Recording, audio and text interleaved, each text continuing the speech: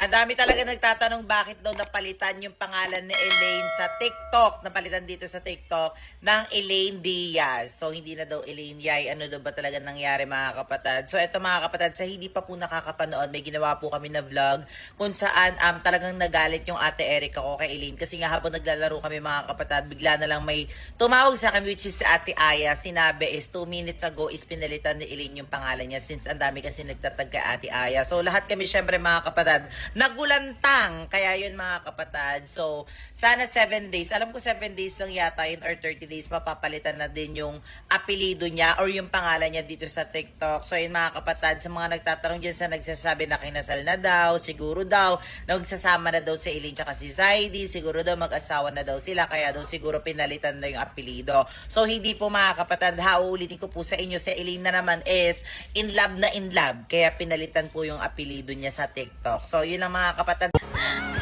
Ellen, ba't ka umiiyak? Ano nangyari? Ate, iniwan na ako ni Saidin.